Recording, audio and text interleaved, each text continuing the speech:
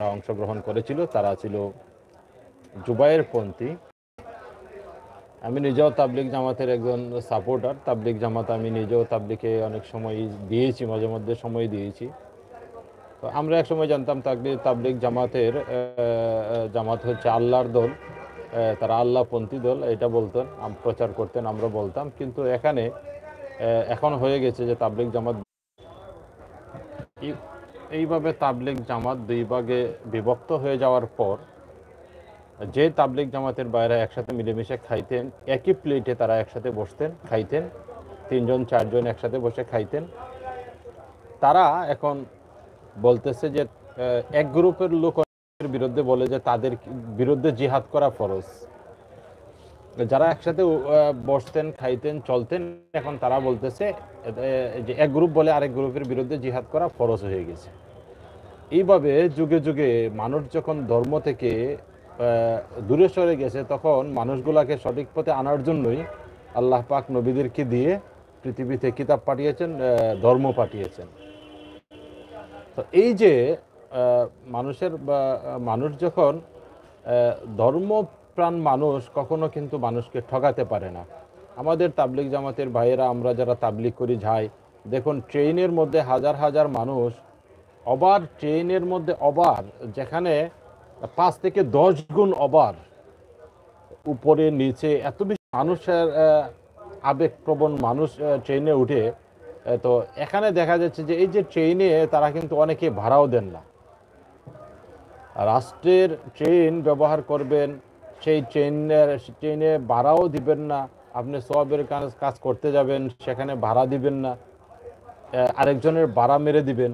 হ্যাঁ, এটা তো আরেকজনের হক নষ্ট হচ্ছে। তো এইভাবে হক নষ্ট করে ধর্মের কাজ কিভাবে হয়? যাবেন, বাসে যাবেন, তাহলে অবশ্যই ভাড়া দিবেন। এবং হাজার হাজার মানুষ ট্রেনের ছাদের উপরে ওঠার ফলে অনেক সময় অ্যাক্সিডেন্ট হয়, একজনের ধাক্কায় আরেকজন পড়ে যায়, মারা যায়, দুর্ঘটনা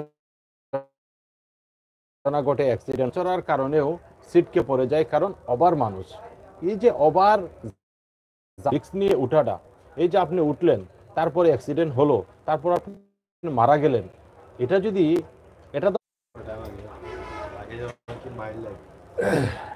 এই যে ধর্মের নামে অধর্মের কাজ, অন্যের হক নষ্ট করা, বা আমি আমার জন্য কখনো অন্যের জানকে অনিরাপদ করতে পারি না। ধর্মের কাজই হচ্ছে একজন ভাই আরেকজন ভাইয়ের জীবনের নিরাপত্তা দিবেন। আমার কারণে অন্যের হক নষ্ট হবে না, অন্যের জীবন রিস্কে যাবে না, অন্য কারো মৃত্যুর কারণ আমি হতে পারি না। এইভাবে ট্রেনের যতটুকু লোড নেওয়ার ক্ষমতা আছে, তার চেয়ে কয়েক গুণ বেশি মানুষ ট্রেনের মধ্যে সবাই উঠতেছে, লাফালাফি করে, দৌড়াদৌড়ি করে, কাহারও নিষেধ কেউ মানতেছে না। এইভাবে কোনো ধর্ম, ইসলাম ধর্ম হোক, হিন্দু ধর্ম হোক, কোনো ধর্মকে একথা বলে যে আপনি রিস্ক নিয়ে আপনি নিজের জীবনকে রিস্কে ফেলে গাড়িতে উঠেন, ট্রেনে উঠেন, অন্যজনের জীবনকেও রিস্কে ফেলে দেন, এটা তো বলে না। আপনি ট্রেনে উঠতেছেন, আমি ট্রেনে উঠতেছি, তারপর ট্রেন থেকে নেমে যাচ্ছি, ভাড়াও দিচ্ছি না। একজনের হক নষ্ট করা, একজনের 1 টাকা মেরে দেওয়া, একজনের 1 টাকার হক নষ্ট করা, এই রাইট, এই অধিকার সংবিধানও আপনাকে দেয়নি, ধর্মও আপনাকে দেয়নি। এটা হিন্দু ধর্মও বলেনি, ইসলাম ধর্মও বলেনি যে আপনি অন্যের 1 টাকা মেরে দেন, অন্যের 1 টাকা মেরে খান। এই যে শত শত টাকা আপনি না দিয়ে, ভাড়া না দিয়ে ট্রেন থেকে নেমে যাচ্ছেন, এটা একটা অপরাধ, ধর্মীয় অপরাধ, রাষ্ট্রীয় অপরাধ। আবার আপনি জীবনের নিরাপত্তাহীনতায় আপনি জীবনের রিস্ক নিয়ে উঠতেছেন, এটা আরেকটা অন্যায়, এটাও গুনার কাজ, এটাও ধর্ম সাপোর্ট করে না, রাষ্ট্রও সাপোর্ট করে না। এইভাবে জীবনের রিস্ক নিয়ে আপনি উঠতেছেন, শত শত মানুষ ট্রেনের উপরে থেকে ধাক্কাধাক্কি করে তারপর আসা যাওয়া করতেছেন। এই সময়ই আমাকে ইজতেমায় যেতে হবে, আর ইজতেমাটা সারা বিশ্বের এক জায়গায় করতে হবে কেন? এটা তো প্রতি জেলায় জেলায় করতে পারে, প্রতি বিভাগে বিভাগে করতে পারে। এটা নিয়ে তবলিগ জামাতের যারা মুরব্বী আছেন, তারা চিন্তা ভাবনা করে ভারতের তবলিগ ভারতে হবে, ইন্ডিয়ায় হবে, ইন্ডিয়ার যারা তাবলিগের আছে তারা ইন্ডিয়া করবে, পাকিস্তানের তাবলিগ জামাত পাকিস্তানে ইজতেমা করবে, বাংলাদেশের তাবলিগ জামাত বাংলাদেশে করবে এবং বাংলাদেশের প্রতিটা জেলায় আলাদা হবে, পাকিস্তানের প্রতিটা জেলায় আলাদা হবে, ইন্ডিয়ার প্রতিটা জেলায় প্রতিটা রাজ্যে আলাদা হবে। এইভাবে যদি করা হয় মানুষের জীবনের নিরাপত্তা বাড়বে। এই যে ট্রেনে করে হাজার হাজার মানুষ আসতেছে, ভাড়া দিচ্ছে না, এটা তারপর জীবনের রিস্ক নিয়ে আসা যাওয়া, এটা তো কোনো ধর্ম, এইভাবে তো কোনো ধর্ম সাপোর্ট করতে পারে না। দেখুন কি অবস্থায় আমাদের মুসল্লিরা গাড়িতে উঠতেছে গাদাগাদি করে, তারপর শত শত মানুষ ট্রেনের উপর উঠতেছে এবং সেখানে ভাড়া দেওয়া দিচ্ছে না এবং জীবনের রিস্ক নিয়ে উঠতেছে, এবং তারা যদি ধাক্কা লেগে এই ট্রেন থেকে তারা পড়ে যায় তাহলে নিশ্চিত মৃত্যু ছাড়া কোনো উপায় নেই। এইভাবে চড়ে, এইভাবে জীবনের রিস্ক নিয়ে বা একজনের ধাক্কা লেগে আরেকজন পড়ে যেতে পারে, তখন তারা যদি আমার ধাক্কা লেগে আরেকজন ভাই পড়ে যান, তার মৃত্যু হয়, এই মৃত্যুর জন্য দায়ী কে হবে? আমি সারা জীবন ইবাদত বন্দিগি করেও তো আমি জান্নাতে যেতে পারবো না। যদি আমার কারণে আরেকজন ভাইয়ের জীবন চলে যায়, আমার কারণে যদি আরেকজন ভাই ট্রেনের ছাদ থেকে পড়ে যান আর মারা যান, তাহলে আমি সারা জীবন সওয়াব কামাই করেও তো আমি জান্নাতে যেতে পারবো না, কারণ আমার কারণে আরেকজন ভাই মারা গেছে, ট্রেন থেকে পড়ে গেছে। বা আমি ইবাদত বন্দিগি করার পর আমি যদি ট্রেনের ভাড়া না দিয়ে চলে আসি বাটপারি করে, তাহলে আমার ইবাদত বন্দিগি তো কবুল হবে না, আমি তো বাটপার, সিটার। তাইলে আমাদেরকে ধর্ম শেখায় কি? আমরা কারো হক মারতে পারি না, আমি কাহারও মৃত্যুর কারণ হতে পারি না। তাহলে এইভাবে জীবনের রিস্ক নিয়ে গাদাগাদি করে, এইভাবে আমি কারো হক মেরে দিয়ে ট্রেনের ভাড়া মেরে দিয়ে আমি সব কামাই করতে যাব, এইটা কোন ধরনের সব?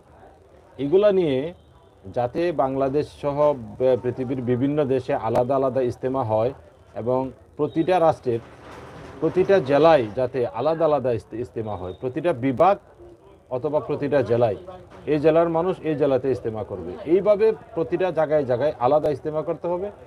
নয়তোবা দেখা যাবে যে এই ট্রেন থেকে পরে প্রায় সময় অ্যাক্সিডেন্ট হয়, প্রায় সময় মানুষ মারা যায়।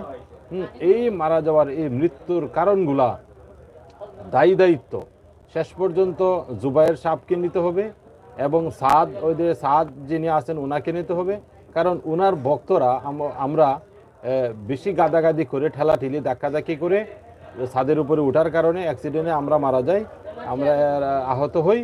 আর এর বিরুদ্ধে এই যে কেন্দ্রীয় তাবলিগের তারা কোনো ফতোয়া দিচ্ছেন না, কোনো কথা বলতেছেন না, আলেমরা কোনো কথা বলতেছেন না যে এইভাবে ট্রেনে চড়ে ভাড়া মেরে দিয়ে আসা, টাকা মেরে দিয়ে ভাড়া মেরে দিয়ে আসাটা ঠিক না, এটা গুনার কাজ, ভাড়া দিতে হবে, এটা হক। এবং আরেকজনের মৃত্যুর কারণ হতে পারি আমি বা আমরা আমাদের অতিরিক্ত ওঠার কারণে, ট্রেন ওভারলোড হওয়ার কারণে অ্যাক্সিডেন্ট হলে এখানে শত শত মানুষ মারা যেতে পারে। এই মানুষগুলার মৃত্যুর দায়িত্ব নিতে হবে এই সাদ সাহেবকে এবং জুবাইর সাহেবের মতো যারা দায়িত্বে আছেন তাবলিগ জামাতের, তাদেরকে নিতে হবে এবং তারাই জন্য দায়ী হবে। এবং সরকার পক্ষ ইজতেমার আগে টিভিতে প্রচার করে যে ইজতেমা উপলক্ষে বিশেষ ট্রেন, বিশেষ বাস ব্যবস্থা আছে, এটা দিয়ে আরও উস্কে দেওয়া হয় মানুষদেরকে। সাধারণ মানুষ তখন বিশেষ ট্রেনে আর বাসে ওঠার জন্য গিয়া লাইন ধরে, হাজার হাজার মানুষ গিয়ে লাইন ধরে, যেখানে কয়েকশো মানুষ ট্রেনে উঠতে পারবে সেখানে কয়েক হাজার মানুষ গিয়ে লাইন ধরে ওঠার জন্য ধাক্কাধাক্কি শুরু করে। তখন তো এই হাজার হাজার মানুষকে আর আইন শৃঙ্খলার বাহিনীর বা ট্রেনের যারা নিরাপত্তা কর্মী আছে তারা তো সামলাতে পারে না, তখন তাদের কিছু করারও থাকে না, বলারও থাকে না। আমরা আবেগী মুসলমান, আমরা তখন ঠেলাঠেলি ধাক্কাধাক্কি করে উঠি, আর তখনই কিন্তু অ্যাক্সিডেন্ট ঘটে এবং বিভিন্ন ধরনের সমস্যায় পড়তে হয় আমাদেরকে। তো এই যে বিবেকহীন শুধু আবেগ দিয়ে আমরা যে ধর্ম চর্চা করতেছি, এই কারণেই কিন্তু পৃথিবীতে আজকে সবচেয়ে বেশি সমস্যা। আমাদেরকে যখন তাবলিগের মুরব্বীরা বলে তখন আমরা বিবেকহীন হয়ে আবেগ দ্বারা মানে চলে যাই। আবার যখন কোনো পিসা পয়সা বলে তোমার জীবনের সুদ ঘুষ পাপ যা আছে সব নিয়ে আমার কাছে আসো, মুরিদ হও, জান্নাতে চলে যাবে সব কিছু নিয়ে, তখন আমরা পীর সাহেবদের পিছনে দৌড় দিই। যখন কোনো ঠাকুর বলে মুসলমান গোস্ত খাইছে ওরে আগুন দিয়ে জ্বালাই দাও, কেন গুরুর গোস্ত খাইলে গুরু আমার মা, তখন আমরা বিবেক ভুলে আবেগ দ্বারা পরিচালিত হই। এইভাবে আমাদের ধর্মের নামে অধর্মের কাজগুলা করাইয়া থাকে। আমাদের মধ্যে থাকা কিছু ঠাকুর, কিছু পীর নামের ভণ্ড আর কিছু মুরব্বী নামের এই ধরনের মূর্খ, তারাই কিন্তু আমাদেরকে ধর্মের নামে এই অধর্মের কাজগুলা করতে আমাদেরকে উদ্বুদ্ধ করে এবং আমাদেরকে মিস ইনফরমেশন করে। প্রিয় দর্শক, যে যেখান থেকে দেখেছেন ভালো থাকুন।